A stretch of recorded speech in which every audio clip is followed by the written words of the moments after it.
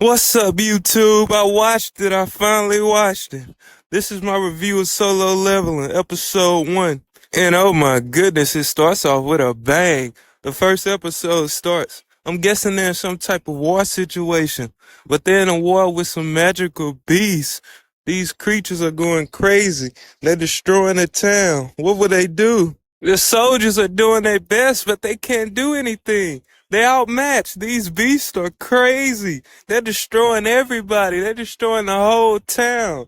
What's gonna happen next? Oh, we know what's gonna happen next. The S hunters arrive. These are the elite hunters. They're here to protect the town. They show up right in time. And they pull up on time and belt to, you know the rest. These S hunters come, they show their true powers. They destroy these beast-like creatures, helping and protecting their weaker hunters. And as the battle continues around town, more of these beast-like creatures are attacking the town. Oh, but don't worry. One of the most powerful S-rank hunters shows his strength. With one blow, he destroys most of the beast-like creatures. This is insane. The power of the S-rank hunters is amazing. And as we continue, the anime gives us a little bit of lore. It tells us what are these creatures, these magical beasts. It tells us about 10 years ago, strange phenomena happened.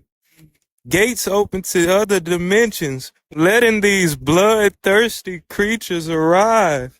These creatures being so powerful they can't be beat by normal machinery. No amount of weapons can beat them. They're just way too powerful. No man can stop them. The only people that can stop them are the S-rank hunters. As we continue, 3 years later, we go into the present day. And the anime introduces us to raids. Raids are what these hunters do to earn money, basically like their job. And on these raids, a group of hunters enter a dungeon. A dungeon is where the magical beasts lie. In order to obtain essence stones and mana crystals, which is how they get paid, they must destroy these beast-like creatures that lie waiting in these dungeons. Continuing on, we get to one of the main characters of this anime, Sung Jin Woo, who's one of the lower rank hunters, who's a bit popular, but popular not for the right reasons. He's popular for being the weakest hunter of them all. He's very timid and weak, not powerful at all. I mean, he has bruises everywhere. He's hurt. He just got out of the hospital. This guy is terrible. But he's forced to go on these raids and continue to go on these dangerous missions inside of these dungeons because he po. I mean, he lost his father. His mother's in the hospital. And he trying to get money for his sister to go to college. Continuing, we get to meet a young female character. Her name is Johi. She knows him well. She continuously yells at him for being so careless because he's always hurt.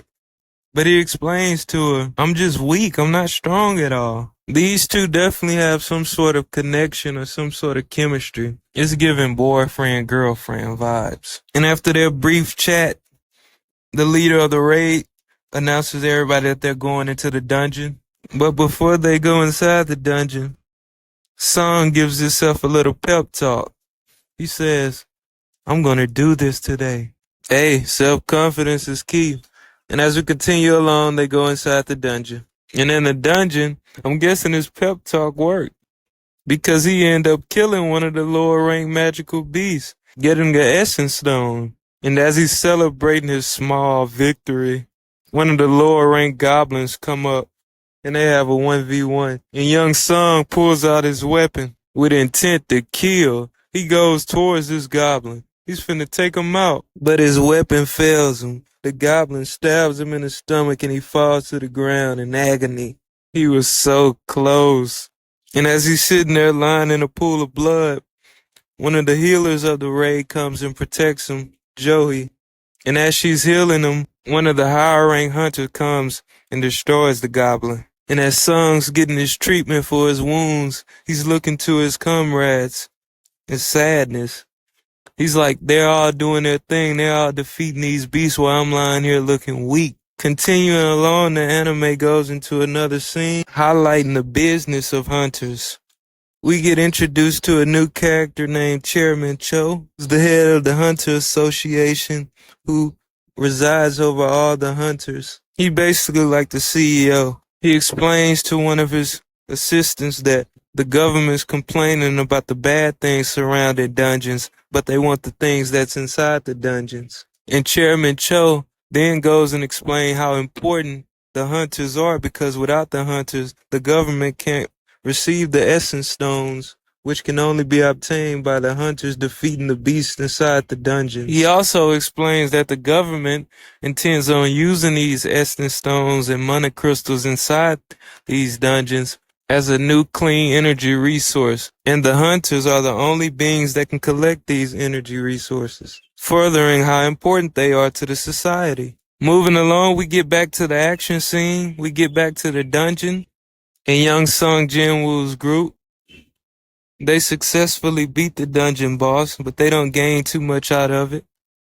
And as some of the other hunters are complaining that they didn't really get too much out of this raid, one hunter says that he's found a cave, and this cave leads to a double dungeon. All the other hunters are surprised because of the rarity of a double dungeon. But since they didn't get anything from the first dungeon, some of the hunters look to go inside the dungeon, hoping that they can find more loot. And as they come across this dungeon, the leader of the raid informs them that they'll have to contact the head of the Hunters Association to continue. A few of the hunters who didn't really make a lot of money complained and said they should be able to go in without having to wait. The head of the raid informed the hunters that they can't continue unless they contact the Hunters Association. Some of the hunters who didn't really make a lot of money complained and said that, look, we need to feed our families. We got to go forth. So the head said, okay, well, we'll bend some of the rules. So they continue, but they take a vote. Half say yes and half say no. Now the final vote to go inside the dungeon comes down to the weakest hunter of them all, Sung Jin-woo. And he votes yes. He has to vote yes because he's thinking about his family. He's thinking about his mother's health bills and his sister. He want to let her go to college. So he decides to take the risk to go inside the dungeon. As they're looking inside the dungeon, they find one of these statues in particular that's way bigger than the other ones. And this is where they get spooked out at. And as they're going around, all the hunters looking around in different places, scavenging around, one come across a text, and it's a list of commandments. And these commandments read, first, they must revere God. Second, you must praise God. And third, you must show your faith to God. And then it states, those who don't follow these rules will not leave alive. And as these texts are being read out loud, Johi, one of the healers, grabs Sung and lets him know that this statue that's here has been watching her. And he blows off. He's like, you just imagining things. And as the last text is read, it says, those who do not abide to these rules will not leave alive. And as soon as it states this last and final text, the door of the chamber slams shut. Everybody gets spooked. And one of the other hunters that didn't agree to go into the tunnel lashes out at everybody and walks towards the door. And as soon as he goes to the door and try to leave, one of the statues move and it decapitates his body. The other hunters go into a panic. They start screaming and yelling, what just happened? They react to this guy just getting decapitated. Half his body is just like cut off by this statue. And at this moment, the camera pans into the statue's eyes. And it's kind of ominous. Sung's looking at the statue's eyes and he's like noticing something. And he yells, get down!